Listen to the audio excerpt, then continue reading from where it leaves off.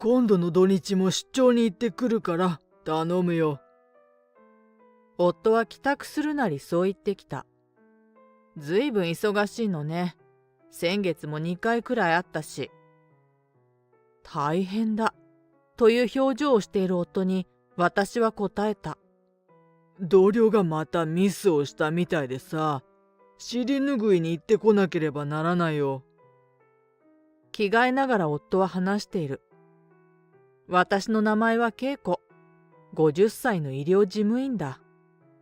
夫の勝は53歳で、こちらも会社員。二人の間には21歳の大学生の娘がいる。土日に出張して休みがないけれども、体は大丈夫なの？疲れない？若くない夫の体が心配になってくる。俺は大丈夫だよ。それより家のことをお前に任せっきりですまないな。自分の体のことよりも家庭のことを心配してくれる優しい夫が好きだった。夫の会社は建設会社で全国各地に支店があり、若い頃は単身赴任の時もあった。40歳を過ぎてから自宅に戻ってきて、やっとゆっくり親子3人で生活ができていた。夫も出世して何人かの部下を抱えているようで、彼らのフォローをしなければならない。娘が大学に入学し、子育ても落ち着いた頃から、夫が土日にかけて出張に行くことが多くなった。支店で問題が起きてさ、同僚じゃ取引相手が納得してくれないんだよ。少し自慢げに言いながら、夫は遠方の支店に出張に行っている。真面目な夫がそう説明しているので、私としては全く疑う余地がなかった。私は結婚前から医療事務の仕事をしており、娘が生まれた時に一旦退職した。娘が高校に入学した時に、以前勤めていた病院からの誘いを受けて復職をした。私と同じように出産と同時に退職した職員がいて、タイミングよく元の職場に復帰できた。出張など経験したことのない私にとって、夫の出張も何をしているのかよくわからない。家のことを任せっきりで申し訳ない。そう言ってくれる夫だが、もともと家事などは手伝ってくれる人ではなかった。単身赴任期間は、たまに帰ってきても娘と遊ぶばかりで家事をすることはない。一緒に住んでいる時も付き合いだと言って遅くまで飲んで帰ってくることが多かった。娘が小学校に入るまでは3人で暮らしていた夫は育児を多少手伝ってくれた。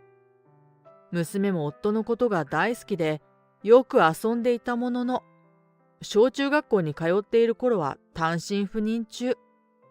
娘が高校生になってからはお互いにどこかギクシャクした関係になってしまう。娘との微妙な距離感に夫は悩んでいるようだ。年頃の女の子はなかなか難しいな。寂しそうに私に話してくることもある。気にしなくていいわよ。なんだかんだ言ってもあの子はあなたのことが大好きよ。そう言って慰めてあげると嬉しそうにしている夫。そんな夫の出張に疑惑を持ち始めたのは最近だ。私の勤める病院に私たちが結婚した時、仲人をお願いした方が来院した。その男性は夫の会社の元上司で、適当な仲人が見つからなくて夫がお願いした人だ。お久しぶりです。どこか調子が悪くなったんですか？70代前半の元上司は、健康診断で血圧が高いと言われて、今日は再検査に来たんだよ。元気そうに話している。マサル君も今度は総務部に移動してよかったね。総務なら転勤もないし。元上司の話では、会社の OB たちが集まって毎年懇親会をするらしい。その懇親会には現職の会社の幹部も参加するようで、夫は総務部としてそのまとめ役をしていた。懇親会で久しぶりに会った夫と話をしたらしい。総務部は定時に帰れるし、出張もないから楽でいいと話してたよ。元上司は私が不思議そうな顔をしているのに気づかないようで、そのまま帰っていく。私が夫から聞かされていた話では、夫はずっと設計部におり、全国の支店を飛び回っていると。どこの部署にいても問題ないのだが、出張がない部署という言葉には驚いた。夫の会社にも知り合いもいない私には調べようもないし、夫に直に聞くのも気が引ける。元上司の話を聞いて、急に夫のことが疑わしく思えてくる。確かに、夫の行動をよく思い浮かべると、不自然な行動をしていることがあった。数年前から家ではスマートフォンを片時も手放さなくなっている。これは娘もそうだし、私も常にスマートフォンを持ち歩いているので同じかもしれない。しかし、夫はスマートフォンにロックをかけて、絶対他人には触らせない。マスクをすることが多い昨今、私は夫に何気なく聞いたことがある。マスクをつけたままだと、スマートフォンの顔認証はどうなるの？夫は自慢げに話してきた。マスクをつけてるとロックを解除できないよ。だから俺は指紋認証にしてる。私はスマートフォンのロックはパスワード入力にしていたので、夫の話に感心した。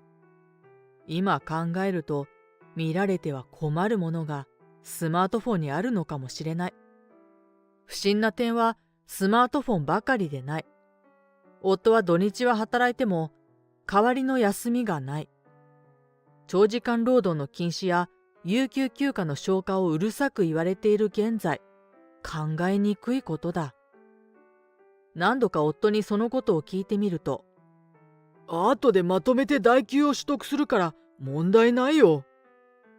いつもそう返事している夫は、暦通りの連休以外にまとまった休みを取ったことはない。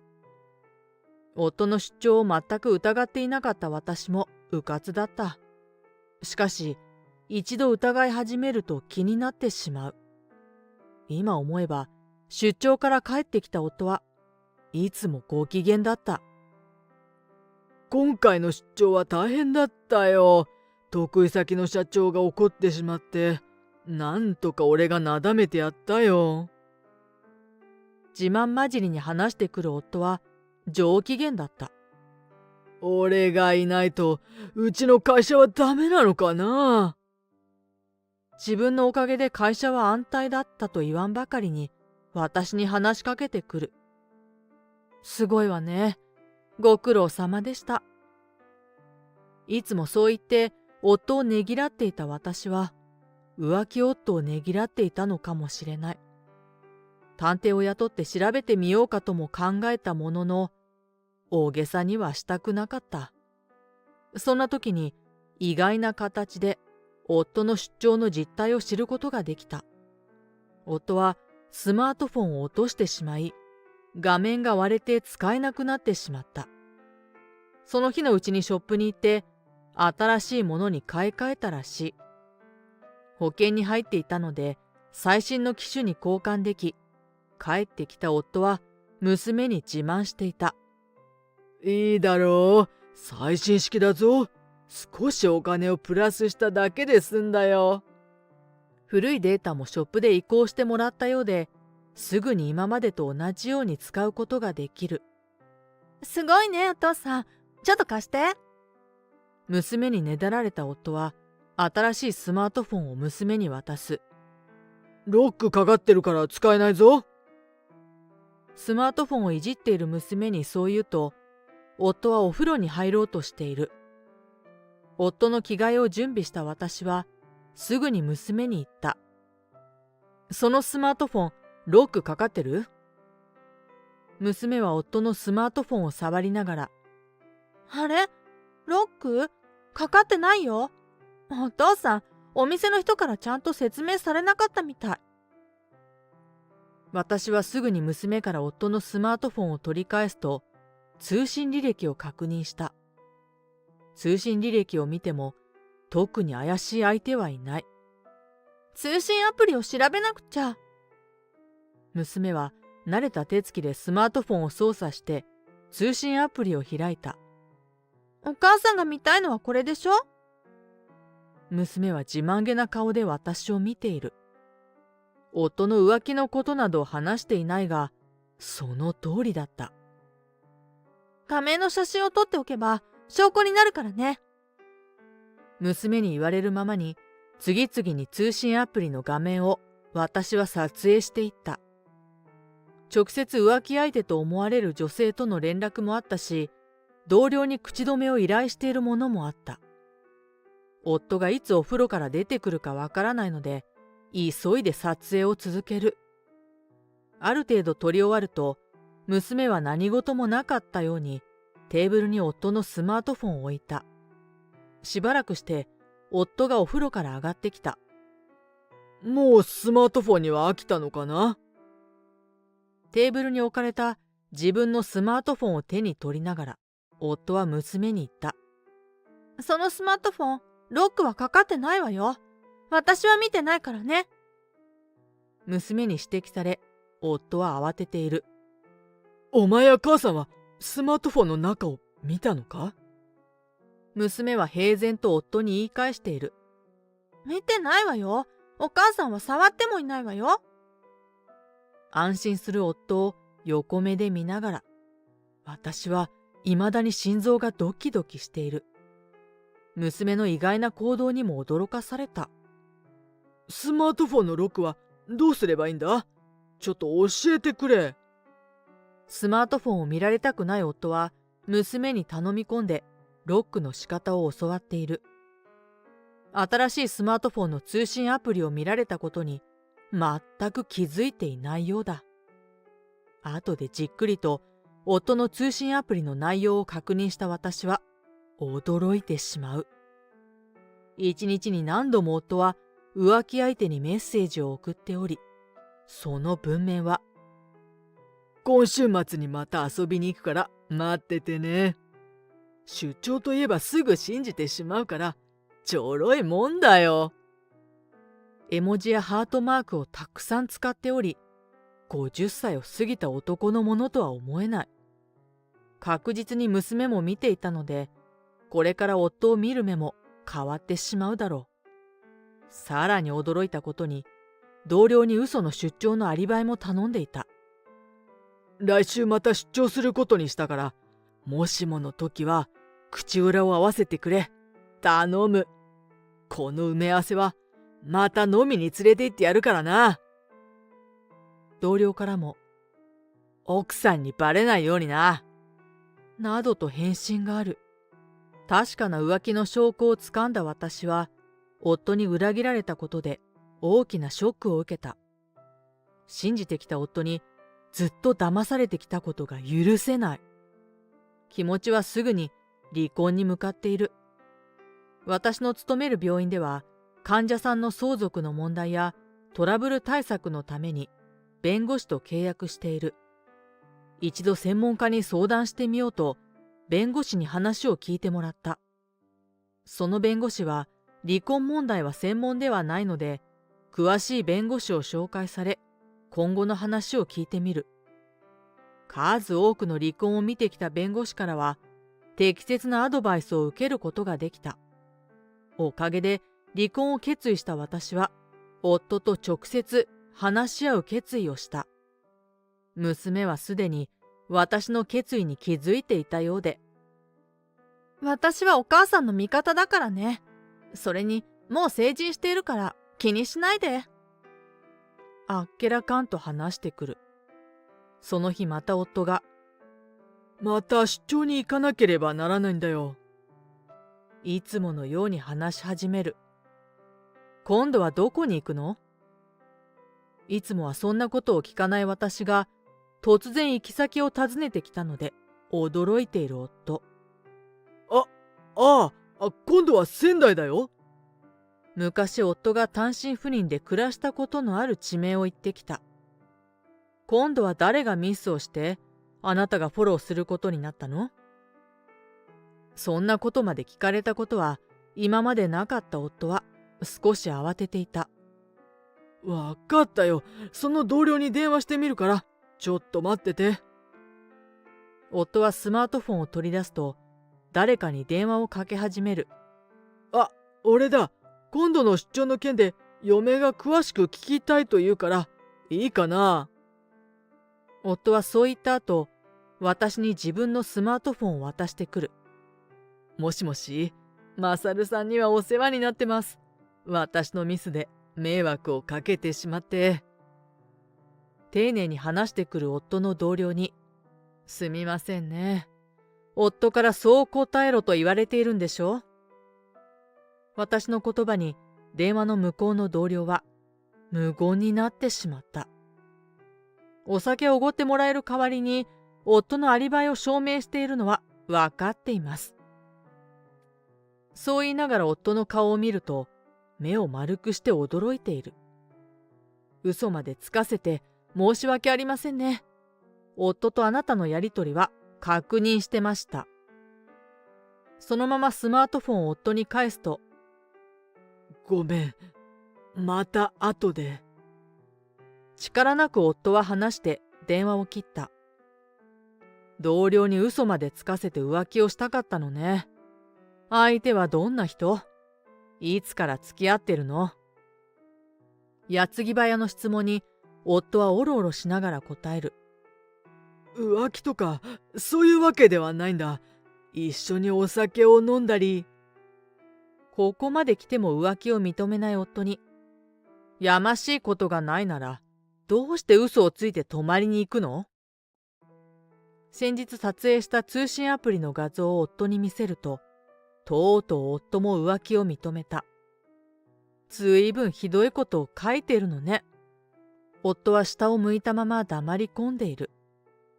嫁とは別れるから俺と結婚してくれ。ずっと前から嫁のことは子供の母親としてしか見ていない。家政婦だと思えばなんとか我慢できるよ。浮気している俺の体を心配するほど間抜けなやつだよ。呆れたもんだ。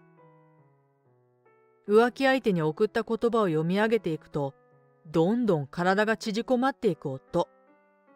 ここまでバカにされたら黙ってはいませんから、お望み通り離婚しましょう。夫は突然土下座をしてきた。すまん。俺が悪かった。この通りだ。床に頭をこすりつける夫を問いただした。浮気相手にも結婚すると言っているのに、どうするの？黙って土下座したままの夫。あなた、総務部に異動になったんでしょ？それも黙っていたし、あなたの言うことが信用できない。さらに私は続けた。自分の嘘のために、同僚にまで嘘をつかせて、最低な人ね。私の言葉に、夫は逆ギレしたようで、なんでそこまで言われなければならないんだよ。俺の好きにさせろよ。怒鳴りながら立ち上がってきた。そうだよ。お前とは早く離婚したいんだよ。とっとと出ていけ。今までこんな乱暴な言葉遣いの夫を見たことがない。単身赴任の時から付き合ってる相手だから、お前はずっと俺に騙されてたんだよ。浮気相手の蘇生まで話し始めた夫。お前なんかよりずっと若くて綺麗な人だからな。それが悔しいんだろ、お前は。私はポケットからボイスレコーダーを取り出して、自分からすべて暴露してくれたんですね。夫にそう伝えた。弁護士から話を録音した方がいいと言われていた。一瞬驚いた顔をした夫だったが、すでに諦めているようで、鼻で笑っていた。随分と用意がいいことで。わかったよ。俺が出ていくよ。そう言い残すと、夫は家を出ていく。離婚届はどこに送ればいいの？立ち止まった夫は小さな声で答えた。会社に送ってくれ。それ以降、夫に会うことはなかった。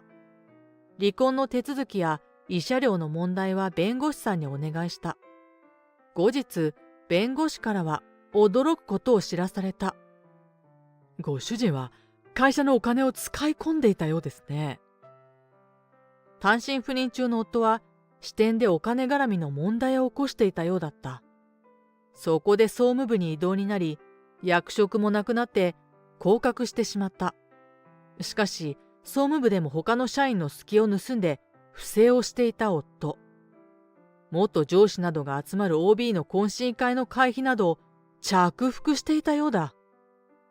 浮気相手に使うお金も必要だったようだし、アリバイを依頼した同僚を接待しなければならない。どうしてもお金が必要だった夫は、そんな不正までしていた。不正が発覚した夫は、会社から告発されて、逮捕されてしまった。懇親会の会費以外にも不正を行っているようで、これから厳しく取り調べられるだろう。まさかここまでの悪人だとは思いもよらなかった。逮捕が原因で離婚したものとみんな見ているだろう。離婚は正式に成立したものの、慰謝料を請求するのは難しいらしい。不幸中の幸いというか、私と娘が住んでいる家は賃貸なので夫のものではない。分けるような財産もないが、今まで通りの生活を送ることもできる。すべては夫が新しいスマートフォンに交換したことから始まった。あの時の娘の素早い行動があったからこそ、浮気の証拠をつかむことができた。あなた、もしかしてお父さんが浮気しているって知っていたの？あの時の対応があまりにも見事だったので、娘に聞いてみると、なんか嫌な気配を感じていたよ。土日の出張ってありえないんじゃない？娘の言葉がわからない私は、どういうこと？当たり前のように娘は言ってきた。今の時代、みんなリモートワークしているのに、宿泊費払ってわざわざ出張に行く？各地に支店のある会社がわざわざ出張させてまで人を送るのはおかしいかもしれない。冷静に考えれば気がつきそうなことだが、私は夫を信じきっていたのかもしれない。これからは娘と二人暮らしになるが、娘に頼った方がいいようだ。夫に裏切られたり、逮捕されたりと嫌なことが続いたが、いいこともあった。娘が希望していた会社に就職が決まったのだ。そして夫が捕まる前に離婚は成立していた。犯罪者の娘と見られることを心配していたものの、就職先も全く問題にはしていない。娘も新しい生活に向かって進んでいくので、私も負けないように頑張っていきたい。